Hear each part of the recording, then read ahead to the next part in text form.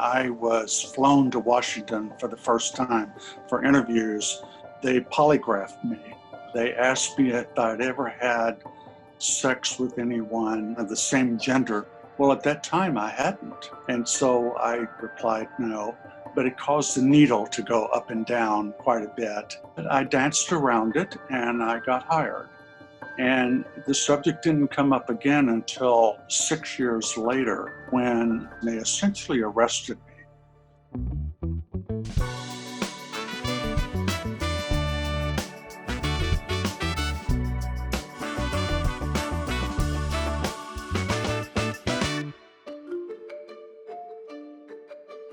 When you learned about the 1950s in history class, you probably covered McCarthyism and the Red Scare, when the government rounded up anyone they suspected of being a communist and put them on trial.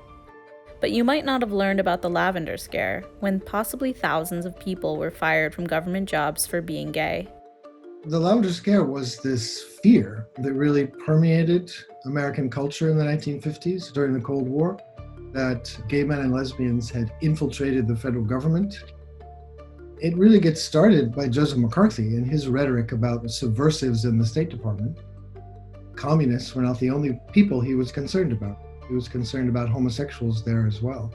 It was believed that gay men and lesbians were a threat to national security because they were in the closet, presumably subject to blackmail by foreign agents. And once gay people were portrayed as disloyal, the Red Scare kind of morphed then into the Lavender Scare. There was not a single example of one American citizen who had betrayed government secrets under threat of blackmail. And yet, there was this government policy that excluded all gay men and lesbians from government jobs. It really set off this witch hunt within the federal government and then beyond to track down gay men and lesbians and remove them from any positions within the government. Every government employee under the Eisenhower security program was subject to a security investigation. If there was anything suspicious in your record, if you were a female employee and you wore unusual clothing, or you got a lot of calls from women, the security officials would start investigating. They would talk to neighbors and coworkers and family members and former bosses as part of what they called a full field investigation. And if they had reason to believe you were gay, they would call you in to their offices. They would interrogate you. Usually the first question was, the Civil Service Commission has information that you are a homosexual. What comment do you care to make about this? And people didn't know what to do. It's impossible to know how many people were affected by this policy because many people were forced to resign voluntarily rather than risk exposure by fighting back. And beyond just losing their jobs, some lost their lives.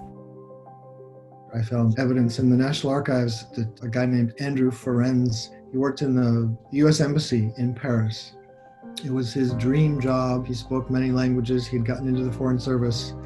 He had a partner that he lived with. I'm not sure how they found out, but they interrogated him about his relationship with his roommate quite intensely. And after one of those interrogations, he went home to their apartment in Paris and he turned on the gas oven and asphyxiated himself. The effect of the Lavender Scare is that the gay community is really under siege. This government policy emboldened police forces all over the country. They saw it as their duty to help arrest these people, and they would funnel names to the Civil Service Commission. So the gay community in the 50s is kind of living in fear. You didn't know who your friends were, and you had to be very, very careful. The hunt for communists, led by Joseph McCarthy, ended in 1957, but the persecution of gay people in government continued for decades after. It becomes a part of the standard government policy and is there until a few courageous gay men and women start fighting it. Frank Kameny is fired in 1957. He's this PhD from Harvard in astronomy with the Army Map Service, and they fire him, and he's kind of a nerdy scientist. He doesn't understand why the government is interested in his sex life. And so he fights it. He thinks it's kind of a mistake. He writes all kinds of letters and gets nowhere. He decides to sue the federal government and take them to court. But in the process of doing that, he writes his own brief where he explains his point of view. And he says, well, this is not really about national security. This is not really about morality. This is about my civil rights. I'm being treated as a second-class citizen. But he perseveres. He forms an organization in Washington, D.C.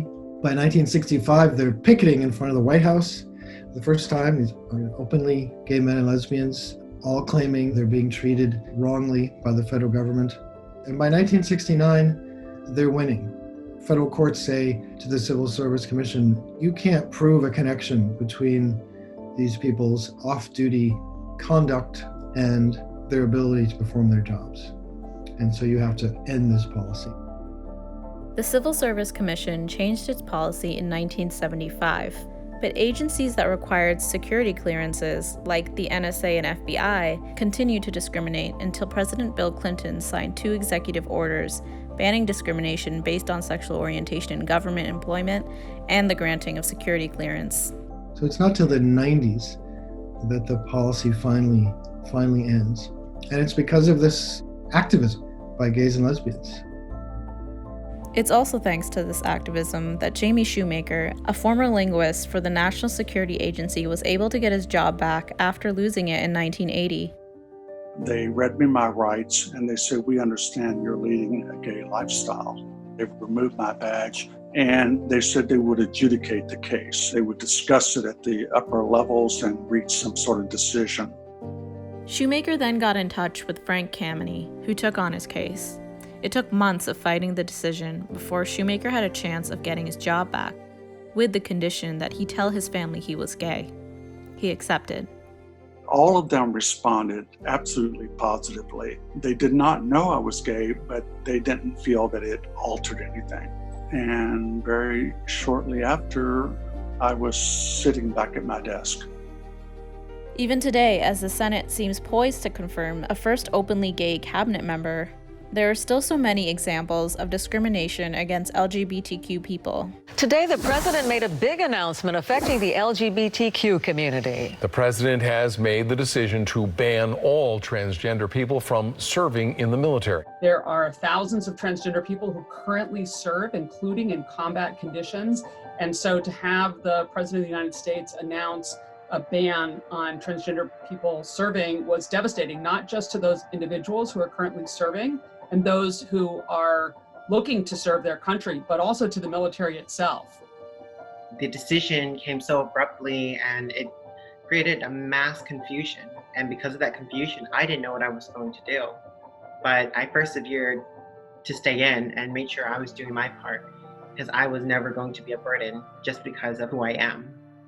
Alonna Lavonh joined the Navy as a sailor in 2017, right after the Obama administration ended the restrictions that prevented transgender people from openly serving.